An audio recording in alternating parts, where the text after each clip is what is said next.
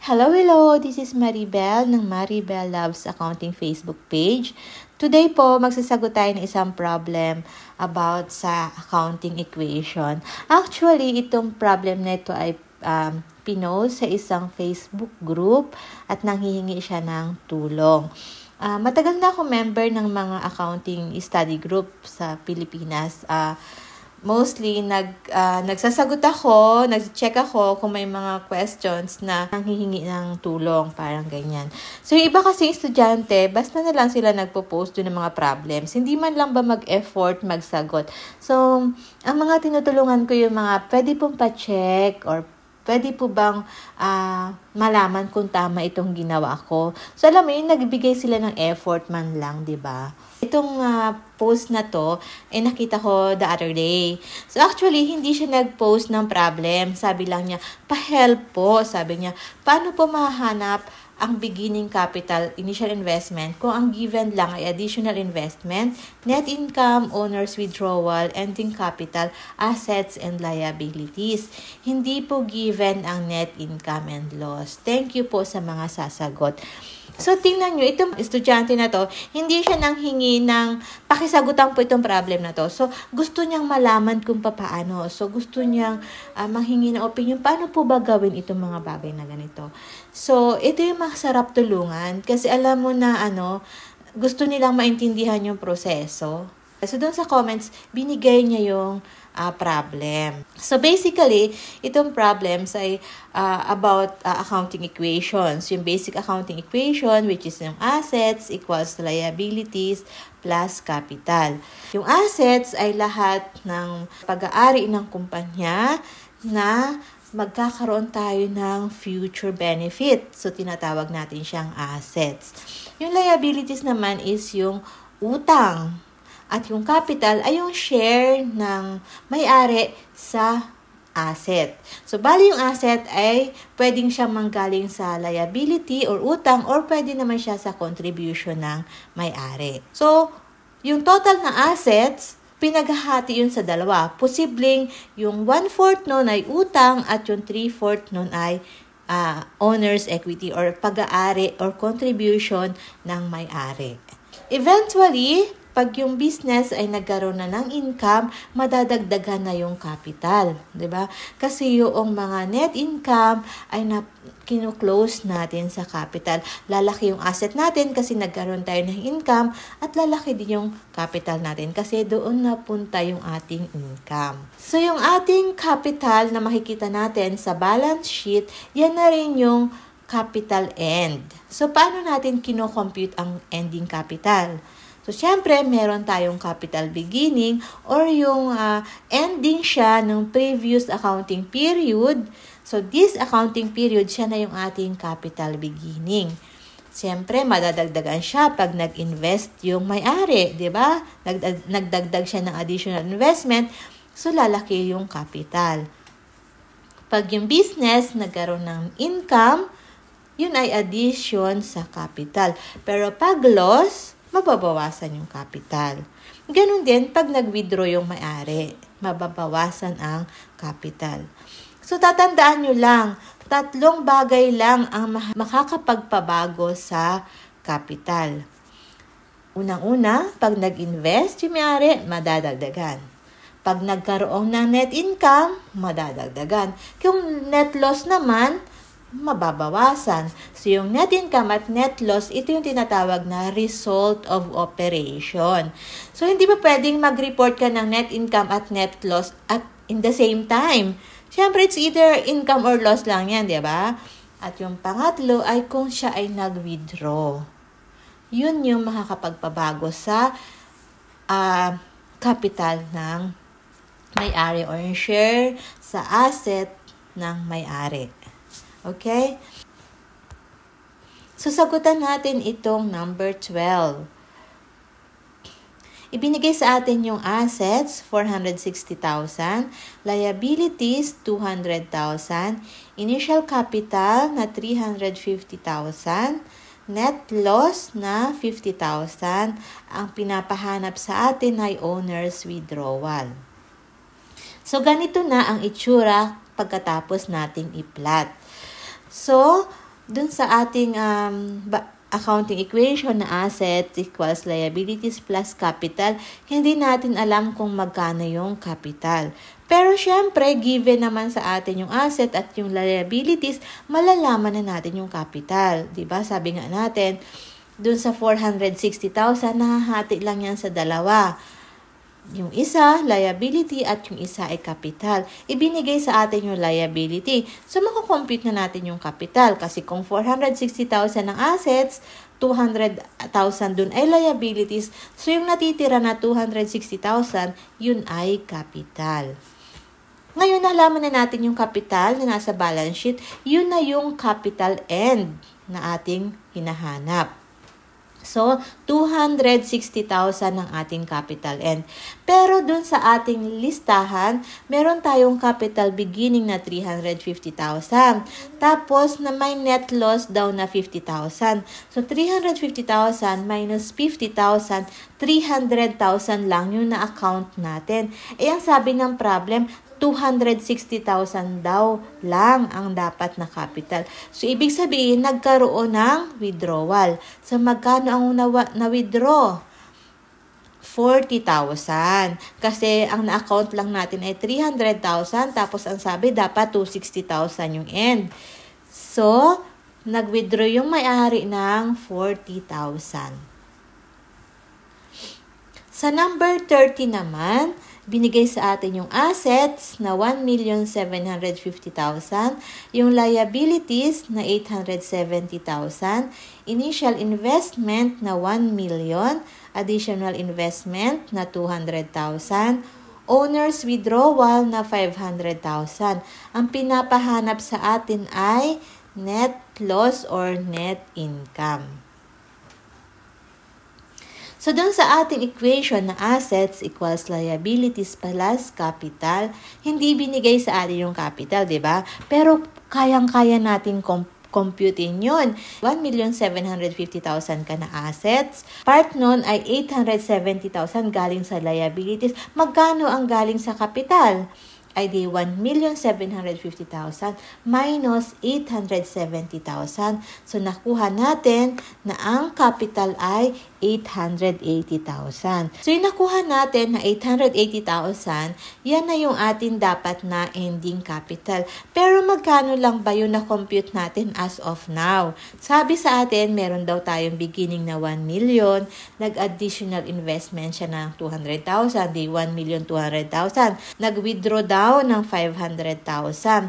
So, dapat 700,000 na yung nakuha natin. Pero ang sabi ng problem, naging 880 at the end of the year or at the end of the accounting period. So, ibig sabihin, nagkaroon ng income kasi mag-a-add tayo ng 180,000. So, nalaman natin na may net income na 180,000. So, 1 million plus 200,000 plus 180,000 minus 500,000 equals 880,000.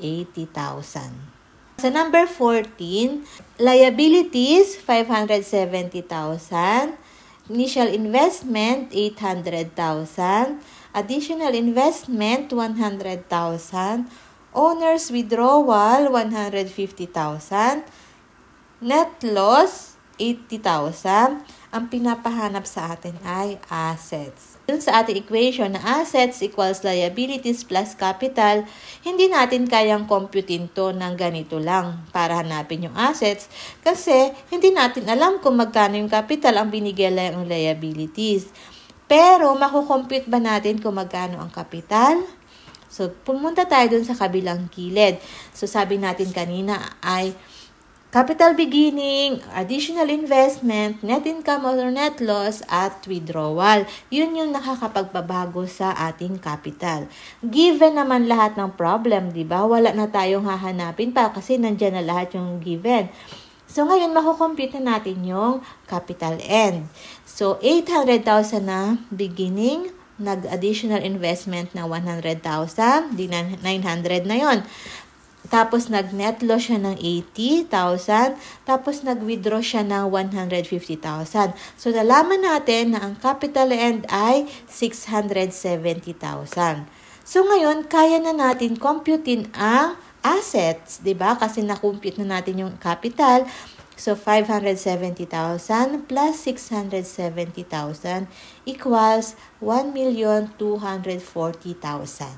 Sa number 15 naman, ang binigay sa atin ay assets, 2 million, liabilities, 780,000, additional investment, 500,000, withdrawals, 250,000, net income, 70,000, at ang pinapahanap sa atin ay initial investment. Dun sa ating accounting equation, assets equals liabilities plus capital. Hindi binigay sa atin yung capital, pero kayang-kaya natin computein, di ba?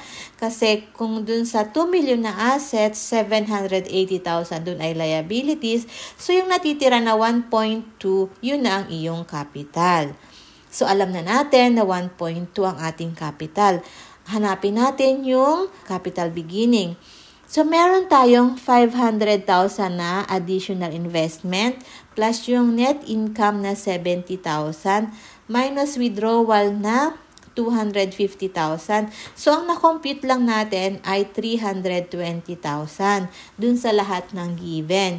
So, dapat ang capital end natin ay 1,220,000. So, ibig sabihin yung difference dun, yun yung ating beginning capital. 1,220,000 minus yung nakuha natin na balance na 320,000 equals 900,000. Yun yung ating capital beginning. Number 16. Assets, 1,750,000. Liabilities, 1 million. Beginning capital, ang ibinigay, 1,100,000. Net income or net loss, hindi natin alam. At yun ang ating dapat hanapin. So, pag ganitong problem, hindi binigay ang additional investment at hindi rin naman siya tinanong. So, pag ganyan, wag mong problemahin, ibig sabihin zero. Nagbigay ba ng withdrawal? Hindi. Tinanong ba ang withdrawal? Hindi rin. So, ibig sabihin yan ay zero. So, wag kang maghanap ng wala dyan sa problem. Wag mo rin isipin kung hindi naman siya tinatanong sa problem. Simple lang, diba? So, ngayon, isolve na natin. So, dahil alam na natin yung equation, asset equals liabilities plus capital. So, ibig sabihin, yung 1,750,000, 1 million daw dyan ay liabilities. So, magkano ang capital? Ay di 750,000. So, ngayon, alam na natin na ang ending capital ay 750,000. Pero dun sa given sa atin, ang ibinigay lang ay capital beginning. Walang withdrawal, walang investment. So, ibig sabihin, kung 1,100,000 yan, tapos dapat siya ay 750,000 na, so dapat magbawas tayo ng 350,000. So, ibig sabihin, siya ay nagkaroon ng net loss na 350,000. Siya ay net loss kasi mas bumaba siya. Mas bumaba yung capital at the end of the period. From 1,1, naging 750 na lang. So, sa number 17, assets, 1,460,000. Liabilities, 920,000. Binigay sa atin yung initial capital na 750,000. At net loss na 120,000. Pinapahanap sa atin yung owner's withdrawal. So, ito na yung naging plot sa atin. May assets, may liabilities, hindi binigay ang capital. Dito naman sa composition ng ating capital, ibinigay ang initial investment. Walang sinabi sa additional investment. Walang sinabi, hindi tinanong, ibig sabihin ay zero. Ibinigay sa atin ay net loss at pinapahanap sa atin yung withdrawal. So, tulad ng dati, magsimula muna tayo dito sa accounting equation na assets equals liabilities plus capital. So, hindi binigay ang capital pero kayang-kaya natin yung i-compute kasi kung merong 1,460,000 na asset tapos yung liability mo ay 920,000, ibig sabihin ikaw ay merong 540,000 na capital. So, ngayon na-compute na natin na dapat pala ang capital mo ay 540,000. Pero ang na-compute mo pa lang ay capital beginning na 750, net loss na 120. So 750 minus 120, 630. At the end, 540 lang yung nasa iyong capital. So ibig sabihin nagkaroon siya ng withdrawal. So magkano ang winidraw niya? 90,000. Galing yung 90,000 dun sa 630 na na-compute na natin, which is dapat 540. So, ima-minus mo yung 540. So, makukuha mo yung withdrawal na 90,000. Number 18. Liabilities, 550,000. Initial investment, 900,000. Additional investment, 100,000. Owner's withdrawal, 150,000 at net loss na 110,000. Ang pinapahanap sa atin ay assets. So, hindi natin pwedeng computein dito kung ibinigay lang sa atin ay liabilities. Pero, kaya na ba nating i-compute ang capital ending?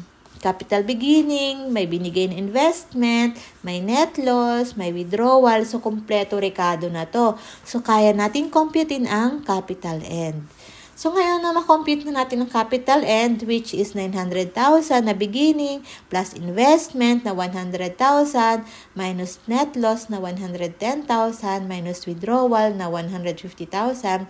So, ang capital end ay 740,000.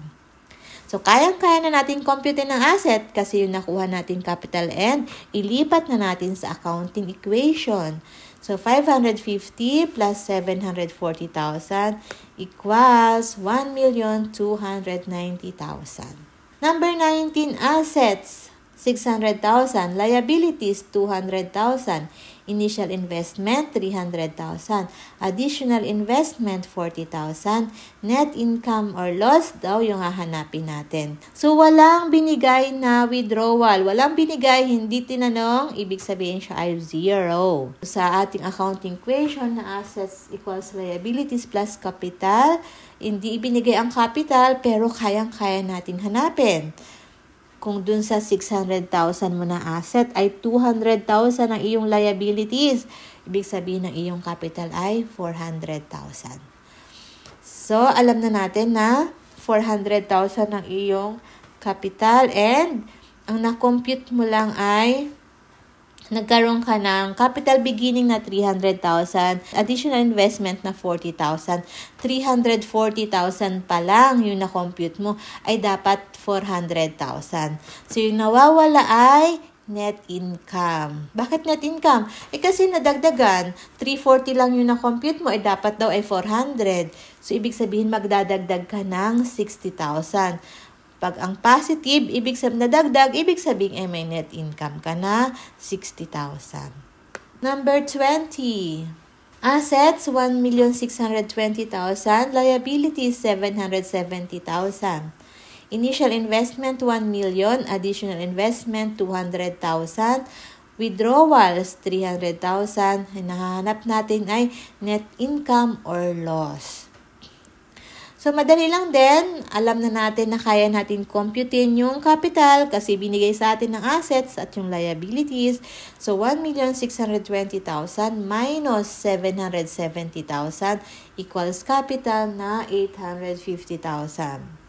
Nung kinompute natin yung capital na side, meron kang beginning 1 million, nadagdagan siya ng 200,000. Tapos nag-withdraw ka ng 300. So, ang na-compute mo na lang ay 900,000. Pero, ang sabi dun sa na-compute mo is dapat 850,000 yan. Bakit 900,000 yan?